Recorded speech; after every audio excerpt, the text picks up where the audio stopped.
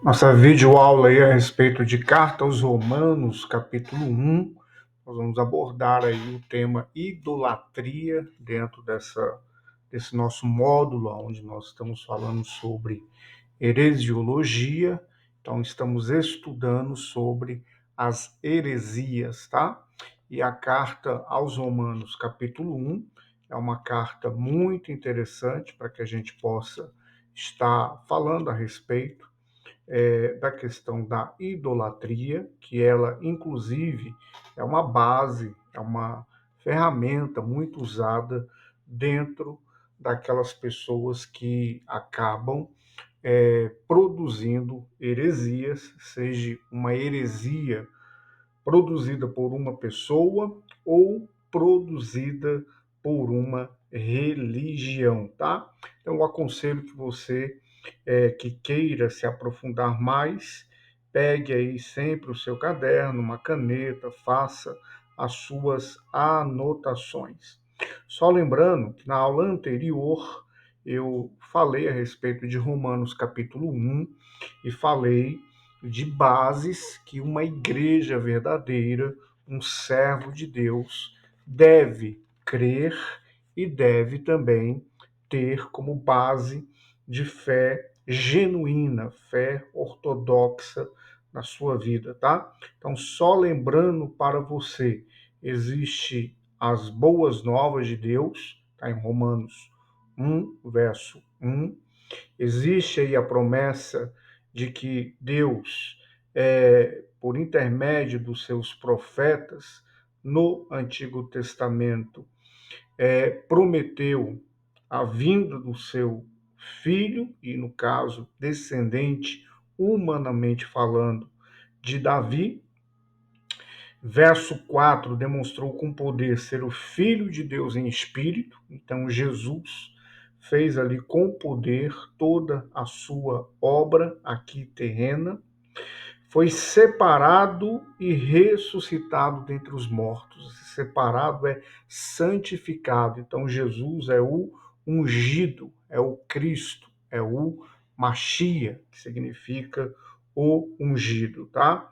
E Paulo também fala aí bem no início a respeito da graça. A graça que é um favor imerecido e a obediência baseada na fé. Então, nós temos aí a obediência baseada na fé, nós temos a graça, nós temos a ressurreição dentre os mortos, nós temos as boas novas, que são boas notícias, nós temos o enviado de Deus, que é o seu Filho Jesus, que é o ungido, que é o Cristo, que é o Machia. Nós temos aí as promessas do Antigo Testamento cumpridas na pessoa de Jesus. Agora, para a gente falar sobre a questão da idolatria, a gente vai entrar aí numa parte introdutória para que você possa ter uma condição melhor de saber teologicamente até a respeito desta carta aos Romanos. Olha, a carta aos Romanos foi escrita pelo apóstolo Paulo, e Paulo que fez aí algumas viagens missionárias, levando aí justamente as boas novas a respeito de Jesus. Então aí é datada por volta de 57 depois de Cristo. E aí falar um pouquinho de Roma. Roma era uma cidade multicultural e religiosa, onde diversas práticas de adoração coexistiam, incluindo a adoração a deuses pagãos. A idolatria era uma prática comum entre os gentios e Paulo se dirige a uma comunidade cristã que estava lidando com a influência dessas práticas. Então a gente vê aí o cenário de Roma, uma grande cidade, uma metrópole, e aí ela tem aí justamente uma mistura cultural e ela também tem uma mistura religiosa. E nessa mistura religiosa, a idolatria, ela era uma prática comum entre os gentios. Os gentios são as nações que não são aí de Israel, não são judia, não é? Então, são todas as nações, exceto Israel. Então, Paulo se dirige à comunidade cristã que estava lidando com a influência dessas práticas. E essas práticas idólatras, elas realmente exercem uma influência e a pessoa tem que estar preparada em Cristo, preparado espiritualmente para que possa não somente resistir influências que muitas vezes trabalham de uma forma muito sorrateira e que muitas vezes parece que não tem uma aparência ruim, mas a idolatria é completamente abominável aos olhos do Senhor Deus. Então, aí no início do capítulo 1, o apóstolo Paulo, como eu lhe disse, ele vai aí de uma maneira bem espiritual colocar os pilares de uma igreja verdadeira, que já citei para você mais de uma vez, proposital, porque são fundamentos que você tem que ter na sua fé e você também tem que estar atento na defesa daquilo que você crer. Então, no capítulo 1, Paulo fala sobre a revelação de Deus através da criação. Ele afirma que a natureza revela a sua existência e atributos, e que os homens, mesmo conhecendo a Deus, não o glorificaram, nem o agradeceram, mas se tornaram fúteis em seus pensamentos. Romanos capítulo 1, versículo 20 e 21, fala justamente isso sobre as pessoas que se tornaram fúteis em seus pensamentos. Então, olha o que é isso aí. A Bíblia está dizendo que a natureza, você olha a natureza, você faz parte, juntamente comigo e os demais irmãos, nós fazemos parte da natureza, nós somos criação de Deus. Então, olha só, a natureza revela a existência de Deus e seus atributos. A natureza, ela aponta. E no caso do ser humano, o ser humano, ele na sua vida interior, seja ele em qualquer lugar do planeta e em qualquer época, ele vai se questionar de uma forma no seu interior de quem é que fez tudo isto que está diante dos nossos olhos. Quem é que fez o sol, quem é que fez a lua, como é que surgem as estrelas, os mares. Então, o ser humano, ele já foi criado com o intuito de procurar. E nesta procura, nós temos aí, inclusive diante dos nossos olhos, um planeta e a sua natureza que revela justamente a existência e os atributos. De uma forma, inclusive, mais profunda, eu também chamo isto para os lares, para a casa. Quando uma criança nasce e ela logo começa a crescer, ela se depara com os seus pais e ela também tem ali nos seus pais o reflexo da criação e tem um reflexo do Criador. Então, se os pais eles seguem consciente a pessoa de Jesus como único, suficiente e salvador de sua vida, eles vão refletir a glória de Deus. Agora, se esses pais, eles não andam segundo o plano de Deus, que é expressado na pessoa de Jesus, eles certamente vão ofuscar esta glória que é manifesta e que é para que a natureza possa revelar, apontar a pessoa do nosso Deus. Uma característica muito comum entre os hereges, e logo esses hereges vão ser aí os formadores das heresias, está em Romanos 1, 22, 23.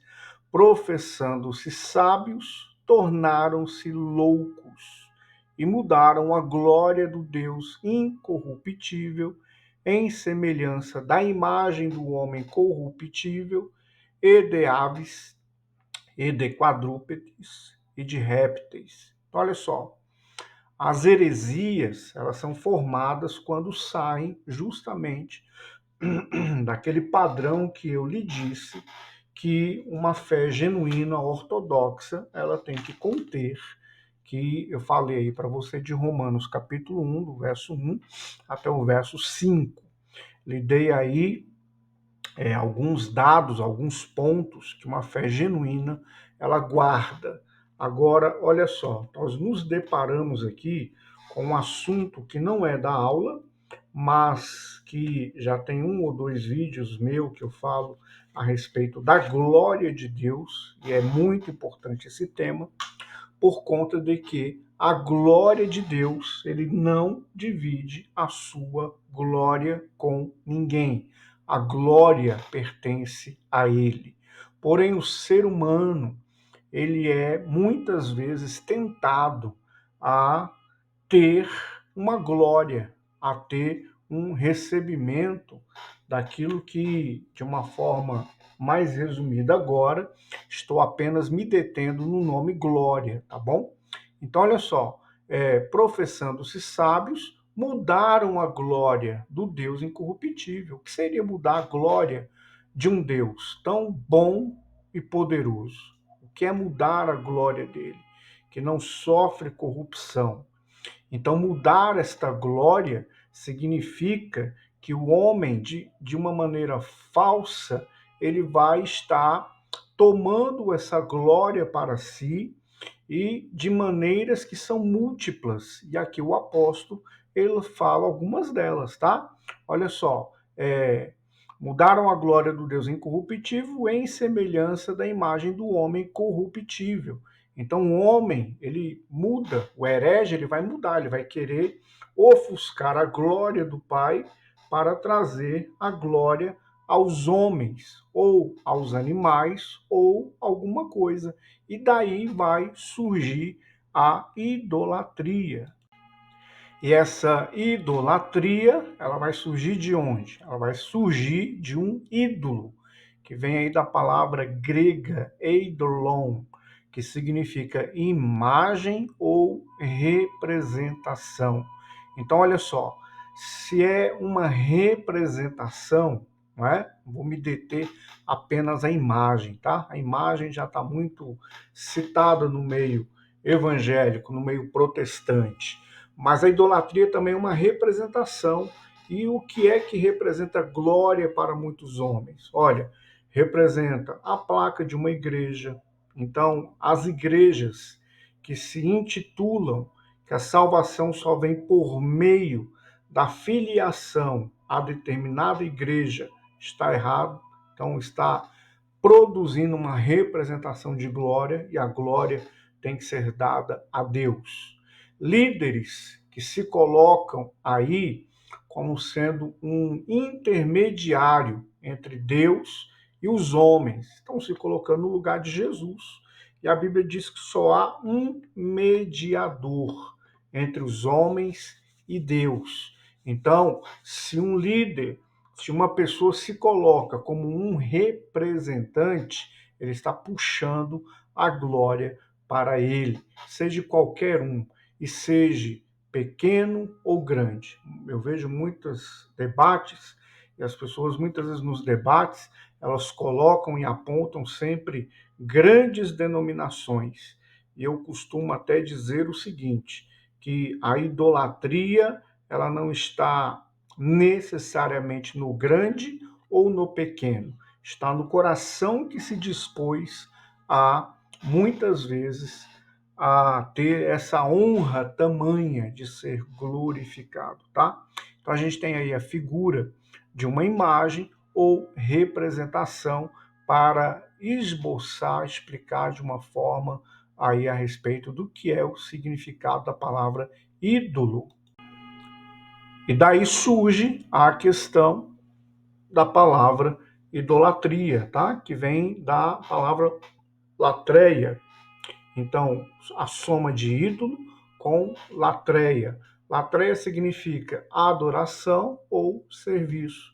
Então, se presta um serviço, uma adoração a um ídolo ou a uma representação, então isso daí ela vai descrever a soma das duas palavras como idolatria, tá? E essa idolatria, ela vai contra um princípio divino, que é a sua glória. Sua glória, ele não divide com ninguém. A glória pertence a Deus. Então, deixa eu te falar algumas coisas aí, fora, inclusive, do material do pessoal que estuda semipresencial. O ser humano, ele não tem estrutura para ser adorado. Então é por isso que volta e meia você vê umas pessoas até começando muito bem, independente da área, seja até mesmo religiosa, mas a área musical, área artística, área profissional, a pessoa começa bem, começa humilde, daqui um pouco abre-se o coração e a pessoa pensa que é o ser digno de ser adorado. E aí, esta pessoa, como qualquer pessoa, não tem estrutura, tá? O ser humano não tem estrutura. Então, a gente percebe aí, inclusive no meio artístico, a gente percebe no meio religioso, as pessoas sendo adoradas. Isso aí que é a palavra correta, tá? Eu falo até para você, porque eu já participei, inclusive, de eventos de porte tão grandes, que eu já participei de um evento que era o segundo maior do planeta, que era uma expo cristã. E ali muitos homens e mulheres de Deus, cantores, pregadores. Pra você ter uma ideia, para me trazer um dia um cantor para vir conversar com o pessoal da nossa igreja, que era conhecido nosso, tive que colocar uns 4, 5 para proteger ele, porque não daria conta de andar nos corredores, por conta de quê? As pessoas puxando, querendo tocar, querendo estar perto ali, querendo, entendeu? Muitas delas estavam praticando um erro muito feio e que infelizmente tem trabalhado de forma sorrateira dentro do povo, tá? Inclusive o povo de Deus tem idolatrado.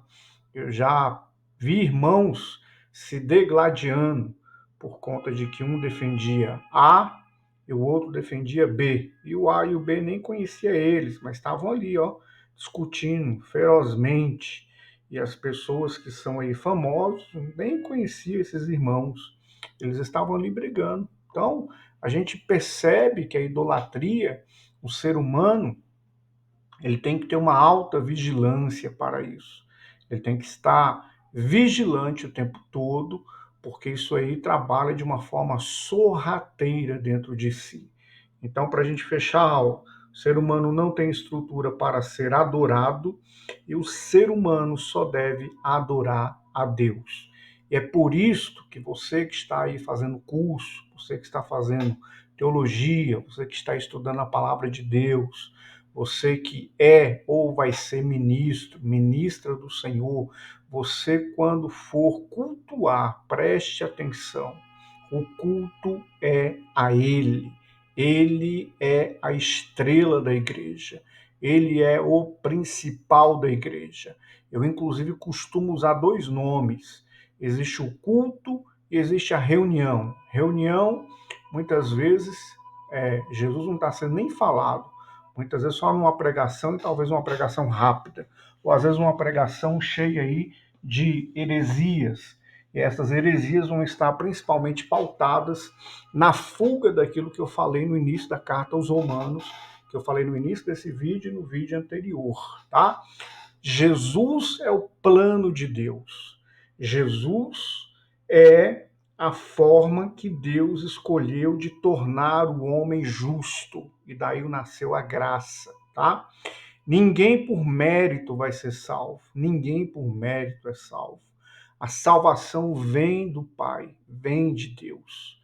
Ele deu o seu Filho justamente porque nenhum ser humano consegue, ao longo da história, cumprir todos os requisitos para a salvação, para passar a eternidade em um corpo incorruptível e na presença do Pai. Nenhum ser humano.